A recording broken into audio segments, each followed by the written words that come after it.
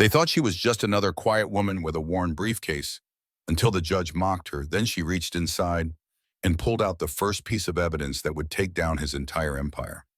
Have you ever seen power crumble like this? Tell us where you're watching from, and if this one hit home. The courtroom fell silent, and in heavy stillness broken only by the faint rustle of papers and the weight of expectant eyes. Judge William Montgomery, his silver hair gleaming under the fluorescent lights, fixed Amanda Reynolds with a stare as sharp as a blade. Known as the Hammer for his ruthless rulings, he leaned forward, his voice dripping with condescension. Ms. Reynolds, I trust you have something of value to offer. I don't tolerate wasted time in my court. At the plaintiff's table, James Preston, lead counsel for Midwest Banking Corporation, allowed a smug smile to curl his lips. His polished argument had just painted Eleanor Wilson, a 72-year-old widow, as a delinquent borrower whose home was rightfully slated for foreclosure to the onlookers. Amanda, with her modest blouse and worn leather portfolio, seemed out of her depth, a quiet lawyer pitted against a judicial titan and a legal powerhouse. Yet beneath her unassuming demeanor burned a fierce intellect, a plan forged over 11 months, and a resolve to unravel a corrupt scheme threatening to strip Mrs. Wilson of the home that held her. Life's memories. Amanda rose, her movements deliberate, her eyes steady. She opened her portfolio with a quiet confidence that belied the tension in the room. Your Honor, she began, her voice clear and unwavering. The foreclosure against Mrs. Wilson is not only unjust, but fraudulent. She presented a meticulously audited payment history certified by 2 independent firms, proving that Mrs. Wilson had never missed a single mortgage payment in 40 years. The courtroom stirred as she laid out bank statements, each transaction a testament to the widow's diligence. Amanda's voice grew sharper as she pointed to a critical detail. The bank's records only showed missed payments after a so-called software upgrade 8 months prior, a change that coincided with a surge in foreclosures targeting valuable properties owned by elderly residents. Montgomery interrupted, his tone dismissive. Computer errors happen, Ms. Reynolds. That's hardly evidence of fraud, but Amanda pressed on undeterred, her words cutting through his skepticism like a blade. If it were merely an error, Your Honor, TIL Bank would have corrected it when Mrs. Wilson reported the discrepancy. Instead, they imposed late fees, ignored her proof of payment, and expedited the foreclosure. The air grew taut as Amanda reached into her portfolio again, producing a set of internal bank communications labeled Operation Harvest. A murmur rippled through the spectators. These documents, she explained, outlined a deliberate scheme to target elderly homeowners with significant property equity, falsifying records to justify foreclosures. Preston shot to his feet, his composure cracking. Objection. These documents are fabricated. Your Honor, a desperate ploy by an inexperienced attorney. Montgomery nodded, his jaw tightening. Ms. Reynolds, you're treading dangerously close to slander. I suggest you retract these accusations. But Amanda stood her ground, her voice calm yet resolute. I have no intention of retracting, Your Honor. The evidence speaks for itself. She requested the testimony of Michael Turner, a former Midwest banking data analyst and whistleblower who had provided the damning documents. Preston's face paled, and he stammered, claiming he had never received Amanda's witness list. With a flourish, Amanda produced a certified mail receipt and the court clerk's acknowledgement confirming that Turner was listed as her third witness. The clerk, visibly nervous, corroborated her claim, and the courtroom buzzed with whispers as the balance of power began to shift. Montgomery's face flushed a deep crimson, his authority challenged in a way he hadn't anticipated. He attempted to regain control, banging his gavel and ordering a brief recess, but Amanda seized the moment. Before we pause, Your Honor, I must note one final piece of evidence. She paused, letting the weight of her words settle. The shell company Mountain View Properties, which has been purchasing these foreclosed homes at a fraction of their value lists among its beneficial owners. William Montgomery. I'm curious if that's merely a coincidence. The courtroom froze, every breath held in suspense. Montgomery's gavel hovered midair, his eyes narrowing with a mix of fury and fear. Enough, he barked, his voice trembling. Counsel in my chambers. Now, he declared a 15-minute recess, motioning for Amanda and Preston to follow him. As they stepped into his opulent chambers, lined with leather-bound books and photographs of Montgomery with political elites, he rounded on Amanda. What game are you playing, Reynolds? His tone was a low growl, but Amanda remained unfazed. No games, Your Honor. I'm presenting the truth. She placed 3 documents on his desk. Mrs. Wilson's flawless payment records, the Operation Harvest communications and financial disclosures linking Montgomery to the bank's illicit profits. Preston, his earlier confidence shattered, stood silent, his face ashen. Montgomery opened his mouth to retort, but before he could speak, the door swung open. 2 FBI agents entered, their badges gleaming under the chamber's lights. Judge William Montgomery once said formally, "We need you to come with us for questioning." The agent's arrival sent a jolt through the room, and Montgomery's composure crumbled. His hands trembling as he gathered his robe, Preston, equally shaken, muttered about needing his attorney. But the agent's stern gazes silenced him. As they escorted the men out, Amanda returned to the courtroom where confusion and whispers filled the air. She slid into her seat beside Mrs. Wilson, whose weathered hands clutched her purse tightly. The elderly woman's voice quavered as she whispered, "What's happening, dear?" Amanda turned to her, her eyes softening with reassurance. "Justice, Mrs. Wilson," she said gently. "Justice is finally here." The spectators' murmurs grew louder as Montgomery and Preston were led through the courtroom, their heads bowed under the weight of their unraveling empire. Amanda sat calmly amidst the chaos, her portfolio resting on the table, a quiet symbol of her triumph. The clerk, uncertain without the judge's presence, glanced at her for guidance, but Amanda's gaze remained forward, steady and resolute, ready for whatever lay ahead. In that moment, the courtroom was no longer a place of intimidation, but a stage where truth had prevailed, and Amanda Reynolds, the underestimated lawyer, had turned the tide. 11 months before the courtroom showdown that would unravel a corrupt empire, Amanda Reynolds sat alone in her modest office, the dim glow of a desk lamp casting shadows across stacks of foreclosure files.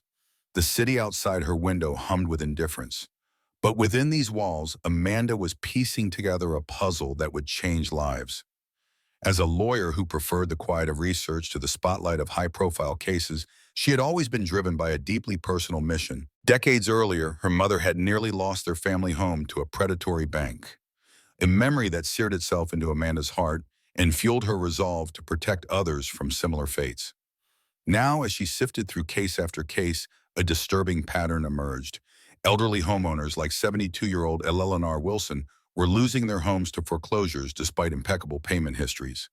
The injustice gnawed at her, whispering that this was no coincidence but a calculated scheme. Amanda's suspicions crystallized when she noticed that many of these foreclosures targeted properties in rapidly appreciating neighborhoods owned by seniors with significant equity.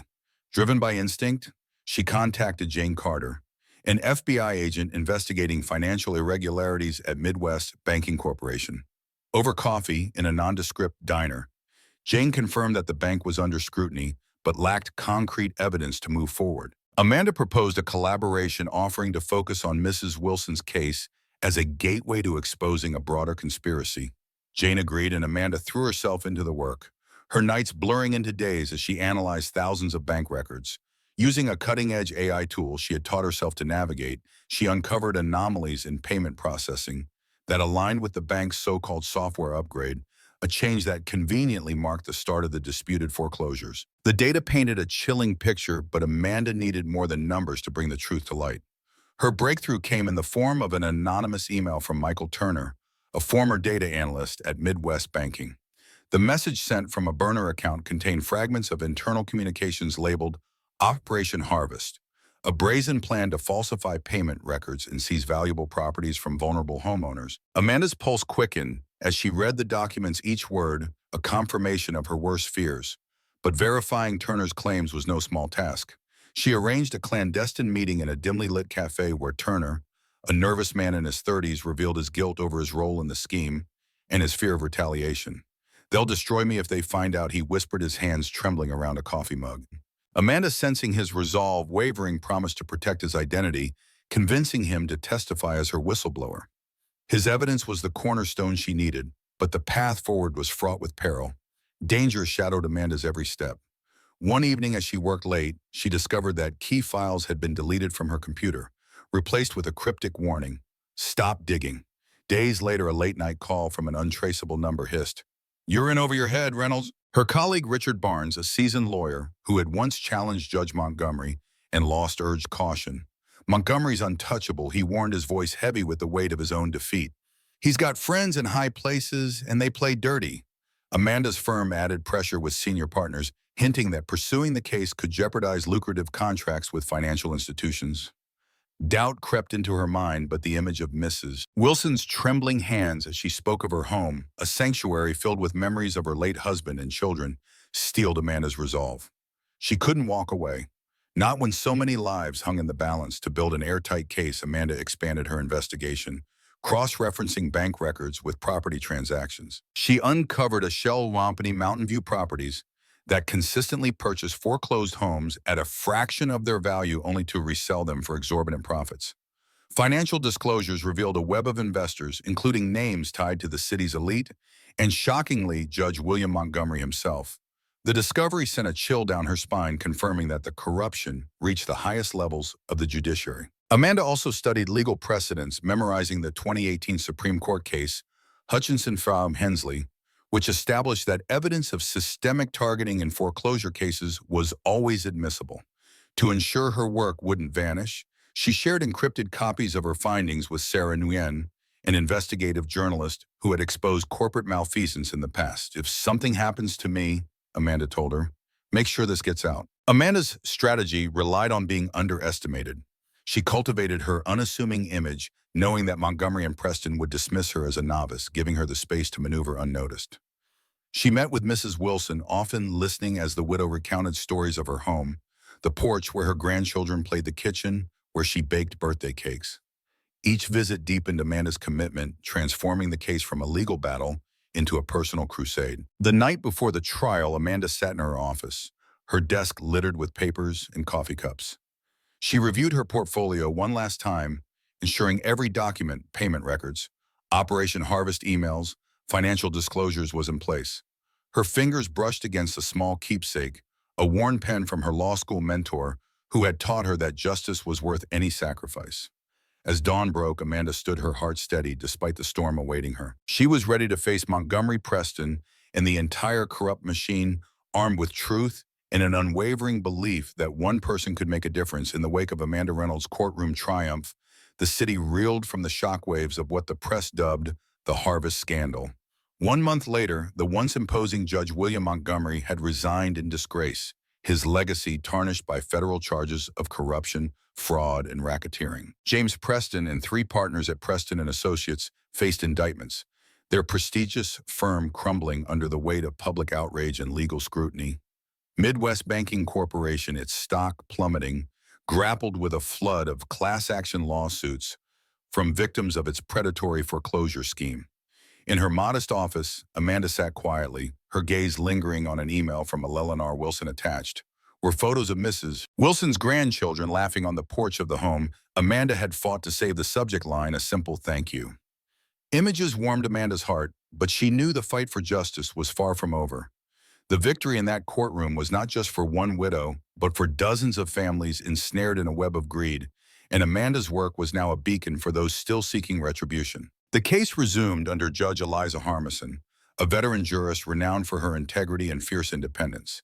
In a swift ruling, she halted the foreclosure on Mrs. Wilson's home, declaring the bank's actions a gross miscarriage of justice.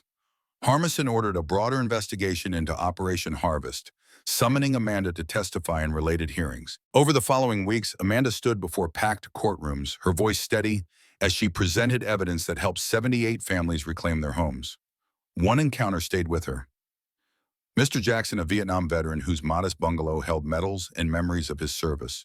With tears in his eyes, he clasped Amanda's hand, whispering, "You gave me back my dignity." These moments, raw and human, reminded Amanda why she had risked everything. Each restored home was a testament to the power of perseverance, a brick in the foundation of a fairer world. Amanda's role in dismantling the scandal drew attention beyond the courtroom. The U.S. Attorney's Office offered her a position leading a new task force on financial crimes against vulnerable populations, a chance to protect countless others, like Mrs. Wilson. As she considered the offer, Amanda reflected on Montgomery's accusation in his chambers. "You played us." The truth was simpler. She had never played a game. She had followed the evidence with unrelenting precision, her quiet demeanor, a shield that allowed her to infiltrate a corrupt system unnoticed. Richard Barnes, once skeptical of her abilities, now championed her as a hero. He relayed an offer from their firm's partners to head a consumer protection division, noting that her name had become a symbol of hope. Amanda declined with a gentle smile, uninterested in titles or accolades. "I'm here for the people who need me," she told him, her conviction unwavering. The scandal's ripples extended far beyond the city. Sarah Nguyen, the journalist Amanda had entrusted with her findings, published a searing expose that went viral, igniting nationwide calls for banking reform. Protesters gathered outside financial institutions, their signs demanding accountability. In Mrs. Wilson's neighborhood, residents established a community fund to support foreclosure victims, with the widow herself speaking at its launch, her voice trembling with pride. "This is our home," she said, "and no one will take it from us again." The movement inspired new legislation, with lawmakers citing Amanda's evidence as they drafted protections for homeowners.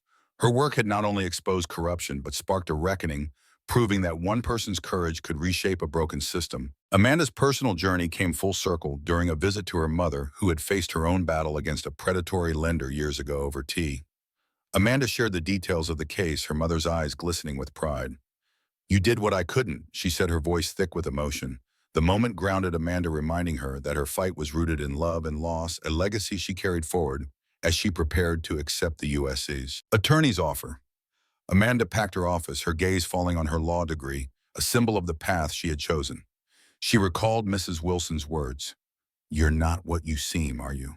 Amanda had smiled, then replying, "None of us are." The truth was that her strength lay in her patience, her thoroughness, and her refusal to bow to intimidation. On her final day in the office, Amanda stood at her window, the city skyline stretching before her. The scandal had exposed not just individual greed, but a system that preyed on the vulnerable, and her work was far from finished. She thought of the families she had helped, their homes now safe, their stories etched into her heart. The pen from her law school mentor, a talisman of her ideals, rested in her pocket, a reminder that justice was a marathon, not a sprint. As she stepped into the sunlight, Amanda felt a quiet resolve. New challenges awaited, but she was ready, methodical, brilliant, and unyielding.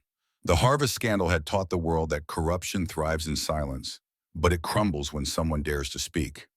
Amanda Reynolds, the underestimated lawyer, had spoken, and her voice would echo for years to come. As the dust settled on the Harvest scandal, Amanda Reynolds' story emerged as a powerful testament to the strength of quiet resolve and unyielding integrity.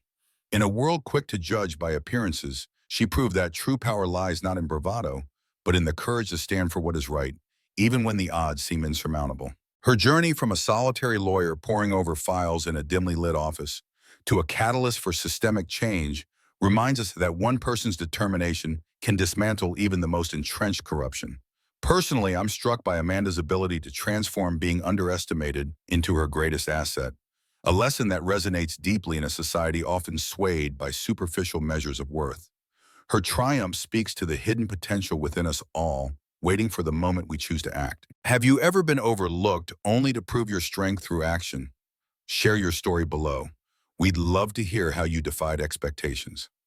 Thank you for joining us on this journey with Sir Alex Stories. Amanda Reynolds didn't raise her voice, she raised the truth.